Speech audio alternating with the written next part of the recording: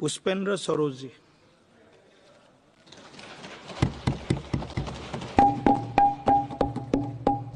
धन्यवाद speaker sir, आपने मुझे राष्ट्रपति के अभिभाषण पर बोलने का मौका दिया। सर, ये मेरी मेडन स्पीच है और आज मैं बड़े गर्व और सम्मान के साथ यहाँ खड़ा हूँ कौशाम्बी की जनता को दिल से बधाई देने के लिए, जिन्होंने इस देश के इतिहास में सबसे नौजवान सांसद मुझे चुनने का और ये गौरव दिया। मैं उनका बहुत बहुत धन्यवाद देता हूँ।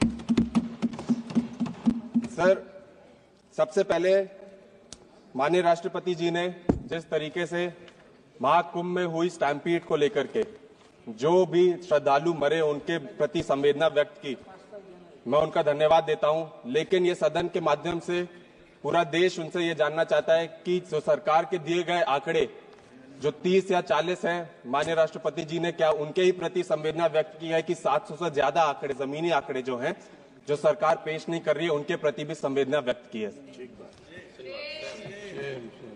सर, सबसे पहले मैं राष्ट्रपति द्वारा दिए गए अभिभाषण के महत्वपूर्ण बिंदुओं को जिसमें उन्होंने कहा है कि सेवा, सुशासन, समृद्धि और गर्व के स्तंभों पर देश के भविष्य का दृष्टिकोण रखा है। लेकिन पिछले एक साल की हकीकत को नजदीक से देखें तो यह दावा जनता की असली अनुभवों से बिल्कुल अलग दिखाई पड़ता है। सत्ता में सरकार का कम मार्जिन से जीत पाना यह स्पष्ट करता है कि देश के लोगों के सरकार के बढ़ती निराशा एक सच्चाई है। अगर यह सरकार सच में सेवा और सुशासन का प्रतीक होती तो भारत की जनता इसे जोरदार समर्थन और देती। लेकिन मतदाता का स्पष्ट संदेश इस सरकार को यह है कि वो परिवर्तन चाहते हैं। Sir, within the first year of this third term government, this government has trampled upon the spirit of the Constitution, introducing controversial legislations like the Waqf Bill and the constitutional amendments for one nation and one election. The Waqf Bill, marketed as a step towards empowerment and modernization, is in reality a direct assault on the secular fabrication of our nation.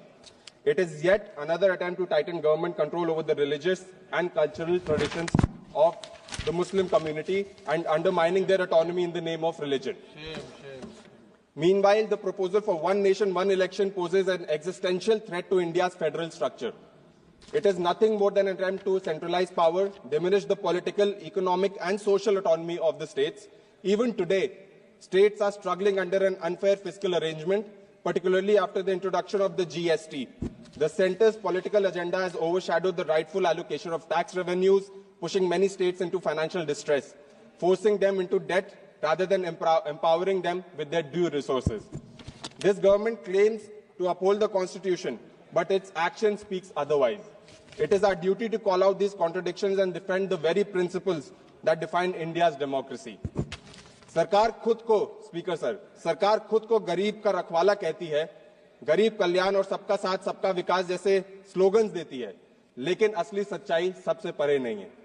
ये लोग गरीबों का भला करने का वादा तो जरूर करते हैं, लेकिन देश में इनकम इक्वालिटी और बढ़ती चली जा रही है। इनकम इनक्वालिटी, ऑक्सफैम रिपोर्ट के अगर मुताबिक चले सर, तो सिर्फ 1% अमीर लोग इस देश की 40% से ज्यादा संपत्ति कंट्रोल करते हैं। बाकी जो गरीब लोग हैं करोड़ों, वो कहीं के नहीं बचे हैं। अर्बन एरियाज में युवा बेरोजगारी 23% से ज्यादा हो गई है, और अगर हम रूरल इंडिया की बात करें तो वहां पे जो गरीबी है और मनरेगा का बजट भी 30% से ज्यादा कम कर दिया गया है। इससे हजारों मजदूर बेरोजगार हो गए हैं। सर, विश्व गुरु भारत का दुर्भाग्य यह है कि गरीब अन्न योजना के तहत 80 करोड़ लोगों को मुफ्त का राशन दिया जा रहा है हमारे विश्व गुरु भारत में, और लेकिन भारत के 75% मजदूरों के पास कोई सोशल सिक्योरिटी नहीं है। चाइल्ड मैलन्यूट्रिशन 35% से ज्यादा हो चुका है। एक अलार्मिंग सिचुएशन इस देश में रूरल इंडिया में पनप रही है सर, इसके बावजूद सरकार का ध्यान बड़े बड़े इवेंट्स ऑर्गेनाइज कराने में है, महंगे इंफ्रास्ट्रक्चर प्रोजेक्ट्स और कॉर्पोरेट टैक्स कट्स पर है, जबकि गरीब अपनी हालात से खुद लड़ने को मजबूर है। यह डिस्कनेक्ट छोटे व्यापारियों के साथ भी क्लियरली दिखाई देता है सर, जो देश की इकोनॉमी का बैकबोन कहे जाते हैं। उनका भी बुरा हाल है। बड़ी कंपनीज बिना किसी रुकावट के एक्सपैंड कर रही हैं, लेकिन छोटे दुकानदार और व्यापारी सरकार के अनदेखी का शिकार हो रहे हैं। सरकार फाइनेंशियल इंक्लूजन और लोन्स प्रमोट करने की बात तो करती है, लेकिन उसमें ये लोगों को जोड़ती नहीं है। अगर हम बनारस की बात करें सर, जो पीएम माननीय प्रधानमंत्री जी का क्षेत्र है, तो वहां पे 40 साल से ज्यादा बीएचयू के पास काम कर रहे दुकानदार, छोटी मोटी दुकानदार के लोग, उनको हटा दिया गया सिर्फ वीआईपी कॉन्वॉयज के लिए, जिसमें पीएम खुद एक हिस्सा थे। इन व्यापारियों को फेक स्कीम्स और खोखले वादे नहीं चाहिए, उनको अपना काम बिना डर के करना है और उनको अपना अधिकार चाहिए। सर ये नहीं है तो ये expands the word. Unpढ़े expands the word. नौजवान लड़का है, पहली बार। सर लेकिन ये प्रधानमंत्री जी का संसदीय क्षेत्र है, उसके बारे में बोल रहा था और ये हकीकत है। इन व्यापारियों को फेक स्कीम्स नहीं चाहिए सर, उनको अपना हक और अधिकार चाहिए। जब लोग इकोनॉमी का फाउंडेशन कहे जाते हैं, उन्हीं को सरकार इज्जत नहीं देती, तो इसका मतलब क्लियर है कि सरकार सिर्फ अमीरों के लिए काम कर रही है, जबकि गरीबों के लिए सिर्फ खड़े वादे कर रही है। सरकार प्राउडली फार्मर्स को अन्नदाता कहती है। फाइनेंस मिनिस्टर ने यहाँ पे सदन में खड़े होकर के फार्मर्स को अन्नदाता कहा, लेकिन उसकी पॉलिसीज उनको सिर्फ धोखा दे रही है। 2024 की बात करें सर, तो फार्मर्स को प्रोटेस्ट फिर से देखने को मिले, जिसमें minimum support price, loan waiver, raising input cost और डिलेड पेमेंट्स के प्रोमिसेस पूरे ना होने की वजह से सरकार के खिलाफ प्रोटेस्ट हो रहे हैं। एमएसपी की लीगल गारंटी का अब तक कोई सोल्यूशन नहीं निकला है, जिस वजह से किसान अपनी फसल उनके असली दाम से बहुत कम प्राइस पे बेचने को मजबूर है। फार्मर सुसाइड एक और बड़ी प्रॉब्लम है। 2023 में 10,000 से ज्यादा फार्मर्स और लेबरर्स ने सुसाइड की सर, जो एग्रीकल्चर सेक्टर की असलियत दिखाता है। लोन वेवर का जो वादा किया गया था वो सिर्फ डॉक्यूमेंट्स तक सीमित रहा और असली रिलीफ मिलना अब तक मुश्किल है।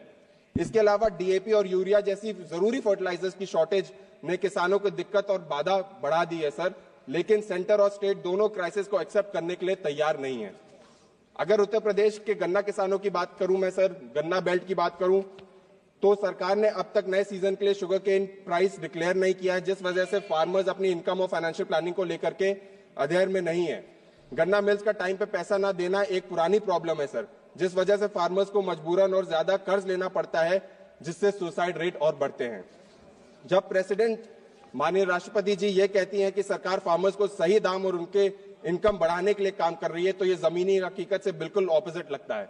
2020 के किसान आंदोलन एक बहुत बड़ा एग्जाम्पल है कि किस तरह फार्मर्स को सरकार के अगेंस्ट प्रोटेस्ट करना पड़ा ताकि उनका हक और अधिकार उनको मिल जाए, लेकिन अभी भी एमएसपी की guarantee, loan relief, climate protection और फेयर मार्केट एक्सेस जैसे कोर इश्यूज पर सरकार सीरियस नहीं है। सर प्लीज कदम सर बस 2 मिनट सर। नहीं कदम सर सरकार के वादे असली रियलिटी से बहुत दूर हैं। क्राइम अगेंस्ट वुमेन, नारी शक्ति की बात करती है सर सरकार, yet its action tells a different story, one of neglect, injustice and apathy towards the safety and dignity of women in India. While grand speeches celebrate women-led development, the ground reality exposes a disturbing contradiction, sir. Crime against women has surged alarmingly, with over 4.5 lakh cases reported in 2024 alone. Sexual violence, domestic abuse, workplace harassment remain rampant, and yet conviction rates remain abysmally low. The horrific incidents in Manipur, sir, where women were paraded naked and assaulted, shook the nation's conscience, and yet this government remained silent for 77 days, sir. Yet the government has to speak on Manipur, sir. We have demanded so many times in the parliament, yet it has to speak. Please sir, conclude. Please conclude. Sir, the government says, boasts about youth empowerment. Youth बहुत बड़ा section है हमारी society का, sir. Unemployment is soaring. Unemployment rate is at more than 8% as of December 2024. 35.6 million people are jobless, and yet the government's negligence continues, sir. UP, PSC, RO, ARO exams were cancelled due to paper leak, triggering widespread protests. This isn't an isolated incident.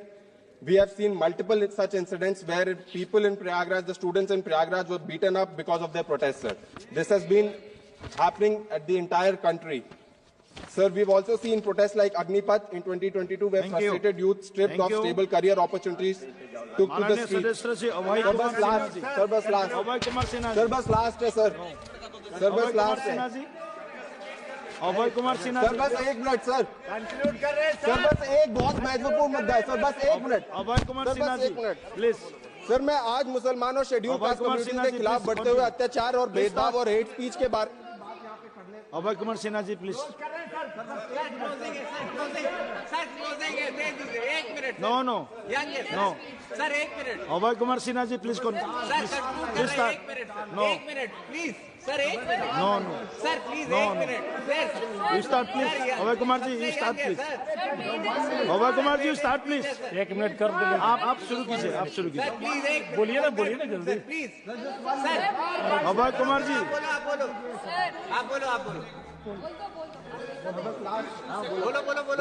Sir, मैं मुसलमान और schedule caste communities के खिलाफ बढ़ते हुए अत्याचार, भेदभाव और हेट स्पीच पर बात करने के लिए यहाँ पे भी खड़ा हूँ। उत्तर प्रदेश और दूसरे बीजेपी शासित राज्यों में उत्तर प्रदेश के एक कांवड़ सेंटेंस यात्रा से बजट के ऊपर भी बोलिए, जो स्पीच हुआ है उसके सर, ऊपर भी ये बोलिए, बहुत एक प्रोफाउंड sentence। दौरान मुस्लिम Presidential रेस्टोरेंट मालिक address को में अपना बोलिए, नाम एक डिस्प्ले sentence। करने पे मजबूर किया गया। सर, यहाँ तक मैं खुद दलित समाज से आता हूँ सर। Thank मैं you। जब इलेक्शन लड़ने के लिए गया, मेरे हाथों से पर्चा नहीं लिया गया। ये आज समाज की हालत है सर, क्योंकि मैं दलित समाज से आता हूँ। सर, मैं लास्ट में बस इतना कहना अभय कुमार चाहता हूँ सिन्हा जी, कि हमने please, बहुत आप हिंदुस्तान start की कीजिए, बात अभय की, कुमार सिन्हा जी। आत्मनिर्भर हिंदुस्तान हो गया, विकसित भारत हो गया, हर चीज हो गया। लेकिन बस लास्ट में कहना चाहता हूँ कि हमको वो भारत चाहिए जहाँ पे सब चैन, अमन और प्यार से रहें। और बस 4 पंक्तियों से अपनी बात खत्म करना चाहता हूँ। वतन को संवारने के लिए मोहब्बत की किताब होनी चाहिए। मुल्क के अंदर अपने दिलों में अपना अभय कुमार सिन्हा संविधान जी, होना आप शुरू चाहिए। कीजिए, नहीं तो आपका होम समझ मस्जिद जाएगा। 2 मिनट। धन्यवाद सभापति सिन्हा जी। महोदय, जी आपने हमें धन्यवाद सभापति महोदय, आपने हमें